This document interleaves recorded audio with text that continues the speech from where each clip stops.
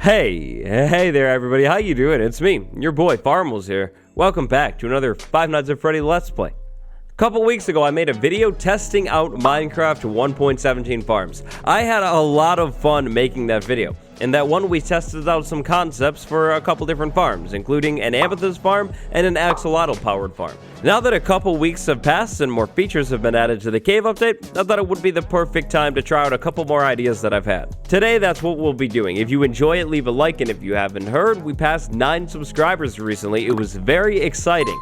If you hit subscribe, we could pass 10 subscribers very soon. It will be even more exciting.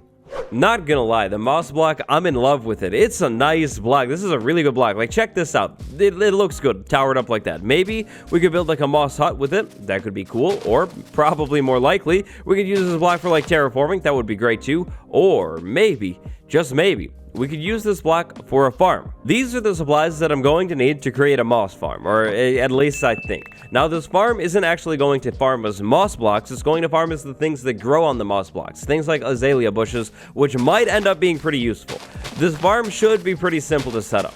I'm thinking first things first, we create a 3x3 square on the ground, just like that. Then, I'm thinking we could do an observer right there. That would probably make sense. A couple pistons over here, just like this. And then on the other side, we skip a space. Now, right now, you might recognize this farm, like, a lot. And that's because, yeah, you probably do. This farm is basically the same exact thing as my Nylium, like nether plant farm. Except this farm is going to be like 1,000 times more useful. I'm thinking that we set this thing up like this. A repeater over here, lots and lots of redstone dust. Of course, normally we would put this on something better. That runs over to behind the observer. On this side, basically the same thing, except this time we have a repeater with a little bit of delay, so these pistons on this side of the farm are a little bit more delayed. Then, watch this. Bone meal. Okay. That's not going as expected. So the plan was to hopefully have these pistons move the moss blocks over that way, and then these ones push it back. Interesting. What went wrong here? Oh no, I have an idea. I have a feeling I know what the problem is. Is this the problem? Oh no. Oh no, these blocks break that. Oh, that's terrible. That's really bad news. That is not good. Maybe sticky pistons? Okay, here goes nothing. Sticky piston? No, that's not good. That's not good. It can't even move it. What? That's crazy. That doesn't make sense. Oh no, that's bad. Okay, well look, I'll compromise. How about this right here? No, that doesn't even work either. How about this? Maybe it's just next to it. No. Oh, that changes the game entirely. That's not good. Well, I was thinking that this would be the easiest farm of the day, and I guess that's not going to be the case here. See, this is what I was thinking would happen. We bone meal, it moves back and forth, and it picks up everything for us, and then all we need to do is walk over here, pick up all of the cool moss things. That would be great, and the wiring would be insanely simple. Yeah, definitely very easy, but it seems that moss blocks, at least right now, can't be moved with pistons. Like, they don't interact with that stuff, so I guess right here, here's the moss farm. Yep, bone meal and harvest, probably shears and stuff. Eventually you get the azalea bushes, and you can punch those with your hand to get them in survival mode, of course. Oh no. Well, alright, farm number 1 is a bust. Hopefully farm number 2 will be a little bit more effective and actually work. That would be great. Yikes. Well, anyways, moving on. Glowberries. They are really, really cool looking. I love the vine that they grow on, and then the atmospheric glow that the glowberry actually creates. If we could farm these things, well, the glowberry would be even more glowing, metaphorically. A glowberry farm should be pretty simple. This is what I'm thinking we could use for this farm. Hopefully it works. If it doesn't, though, I have an idea that absolutely will work. Okay, so first I need to run a couple tests related to the glowberry. First off, can we plant this on this? We can. That's a little strange, but that's great. That works. Okay, cool. Test number 1, pass. Glowberry can be planted on wood. It wouldn't really matter, but wood looks a whole lot better than dirt. Even rooted dirt, I'm sorry. Now, how about this? I'm not sure if this is actually going to work, but could we harvest this? No. Shears aren't going to work. Okay, that's kind of what I thought. That's not that big of a deal. Okay, so the next part of the farm is going to be, I guess, a row of blocks in here. This row of blocks could really be as long as we wanted to. Now, below this row of blocks, you would set up a hopper minecart line, bouncing back and forth, I would think, to pick up all of the items. So just imagine that. I'm not going to actually set that up. It's pretty straightforward. I just want to see if this farm could actually work. So we have a bunch of glowberries planted on these blocks right here. They could be solid blocks. They could be like slabs or something. Then, finally, well, I take that back, not finally, but next we're going to need some blocks all around this thing, because once we get the creature that we're going to get inside of this thing, we want the creature to stay inside of it, of course. And, you know, now that I think about it, to get it in, we're probably going to want to have something like this on the end, like something that we can drop the creature in through, like that. But really quick, before we actually drop this creature in, let's say all of these things were grown up. That means we end up with something that looks like that. That's pretty cool looking. I missed one, but it's fine. We'll get the point. Next, fox. We drop a fox in here, close that, and then the fox will actually harvest this thing for us. Now, with this setup right here, we're going to have that problem right there. The fox is going to sleep during the day, but watch this. All we need to do is place an armor stand somewhere in here near the farm, and then the fox actually won't sleep. Foxes won't sleep within 12 blocks of an armor stand. Kind of weird, but that's how it works. So the fox will run back and forth, and to harvest these things, then some of these are going to fall on the ground like that. The fox will sometimes get a snack. That's fine. We're okay with that. But then the other sweet berries are on the ground, and then we would have a minecart line running under here, and it would pick everything up like that. That would get picked up by the minecart line. Super simple. The fox just runs back and forth, eats, and harvests plants for a living. No sleep. So that's a bummer. Whoops, I let it out. I was saying no sleep, so that's a little bit of a bummer. But I mean, on the bright side, it gets to eat. A sweet berry farm? Excuse me. Glowberry farm. A glowberry farm. I'm gonna need to work on that. A glowberry farm would be super simple to set up. It's basically going to be the same as an automatic sweet berry farm. Boxes, hopper minecart line, armor stands, and a contained space. Super simple. I would think also, to make things easier for the fox, we would leave the glowberries short like that, and then eventually, I think they'll fill in here. Right? Oh no, we should test that. Alright, so usually things growing is based off of the random take speed game rules. So if we say speed it up, it's normally 3. Let's set it at 6,000. Are these going to grow?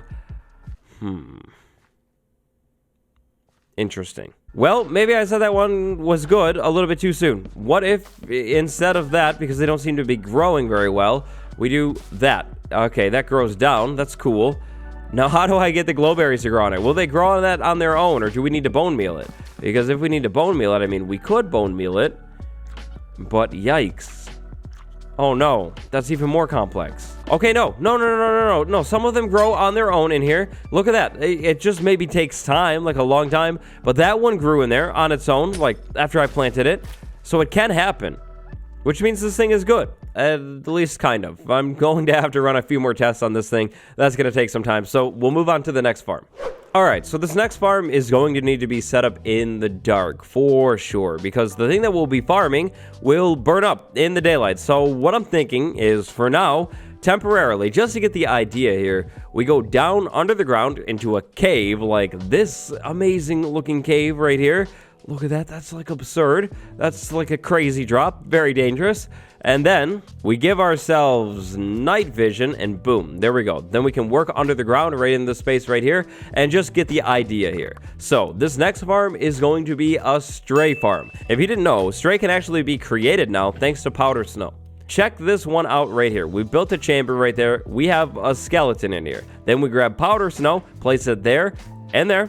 And then we give it a little bit of time. And by a little bit of time, I mean kind of a lot of time. It's a slow process. It does take some time. But eventually, this skeleton will freeze and turn over into a stray. It would have been perfect if that happened right there. But that's okay. There, right there, it happened. Finally, it happened. It takes a little bit of time, but the skeleton freezes and turns into a stray. And then, if we take that stray out, the stray will actually, or can actually, drop stray drops. It doesn't look like we actually got any special drops that time, but it can happen. So, now I'd like to run a couple tests just to figure this one out. Let's say we had a skeleton in here, and then we had maybe powder snow right there, just on top of the thing. What would happen? We'll isolate it like that just to find out. I'd also like to run a test that is basically the same, but in the second test, we have powder snow at the feet. Is this going to work for converting the skeleton, or is it not? And then finally, we'll set another one up right over here. We'll have the full thing in powder snow. I'd like to see if this thing needs to be fully in the powder snow or if it can only be a little bit in it. I'm thinking that it has to only be a little bit in it, because if we were partially in it, we will start to freeze, I think. But I guess we'll see. Now, this isn't going to change the time of this thing. It would be really cool if it sped up when we have 2 blocks, though, but it doesn't seem like it's going to do that. But yes, it does actually work. And oh, interestingly, you're going to take freezing damage eventually. Okay, so we can't have you sit there forever. No. Are we going to get stray drops, or has that been changed? Okay, arrows. That's kind of scary. How about this? How about maybe arrow of slowness this time? Okay, arrow of slowness. Cool. So it does still work. Okay, so for this one, first things first, what we would do is find a skeleton spawner somewhere. So let's say we found a skeleton dungeon, that's that. Then we would set up our normal water funnel. It could be one of the ones where you raise up and drop it, or probably a little bit faster, it could just be a funnel right down to the middle. You don't have to take the health out, they just fall down. What we want to design here is the trap. The trap should be pretty simple. Now, just for design purposes, I'm thinking powder snow just like that. Can a sticky piston move it? Oh, it can.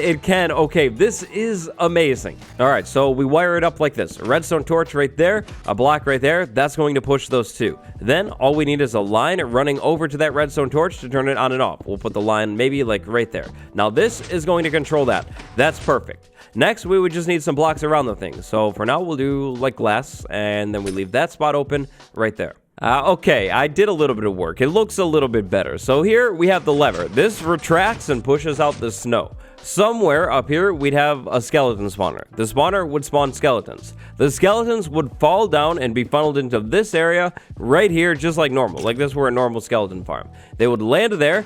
I could push that forward, and it would be freezing the skeletons. I could actually keep it forward. They'll fall right into it. So let's say maybe we have like a bunch of skeletons there. Then, when I retract this, they could maybe get out, so let's fill that in back there too. Keep that safe. But anyways, we stand here. We give it time. In survival Minecraft, this would just be my skeleton spawner room. I would have like maybe storage over there for the drops, maybe an enchanting area, you know, that type of thing. So I would just stand in this room and use it. Again, spawner would have like water funneling everything over here. Probably, honestly, not that, but you get the picture. All right, I heard one turn. Now, how about the other ones? They all start turning. Okay, that's perfect. Then, whenever I'm ready, retract that, stand here, take them all out, just like this right here. That's perfect, and it's easy. The only thing that might be a little bit tricky is keeping them from moving back there. Have an idea, though, for that one. Anyways, I take them all out, I move forward, I grab the loot. Now, to keep them from moving forward, this is what I'm thinking. Instead of snow right here, we remove the top piston there and put that there. And then, technically speaking here, we wouldn't need the torch because we have one piston, but we'll leave it like that. So now, this is all that moves, just that bottom block, and we can pick up the drops just like that, by the way. Now, skeletons would be funneled into here, and they'd all fall down there, just like that. I move that forward, and these skeletons will still freeze, because we found out from those tests over there, the skeleton doesn't need to be fully submerged in the snow. I'd like to thank the developers for not adding baby skeletons into the game. If baby skeletons were in the game, this wouldn't work. They'd be able to fit into that back area. But baby skeletons, fortunately, they don't exist. They're not real. They're only in my head. That's going to mean all we need to do is give this thing a little bit of time, and eventually all of these skeletons will freeze, turn into strays, just like that. Then we hit the lever, walk up with our sword, and take them all out. Yeah, it's that simple. Stray farm or skeleton farm. Either way, that's so easy. That's like insane. And we actually get the stray drops too. I really hope that isn't changed. If that's changed, this farm is going to be absolutely pointless. Hopefully it won't be. This is amazing, and 100%, that's how it's done. Skeleton stray conversion farm. Super simple. All you're gonna need is a tiny bit of redstone, a sticky piston, and a block of powder snow in your skeleton farm. A super simple modification. Minecraft 1.17. I seriously cannot wait for this update. There are going to be so many things that are able to be farmed in this update, which is amazing. I love it. But with that icy stray farm, that's going to do it for today's video. If you'd like to see more Minecraft 1.17 farm test videos, leave a like on this one. If you're new here, definitely, absolutely subscribe. Now's your time. Join Notification Gang today. Today, big shout out to my patrons, Violet Pirate and Dark Panther 7. Thank you so much for the support. Thank you all for watching. It's been me, your boy, Farmals.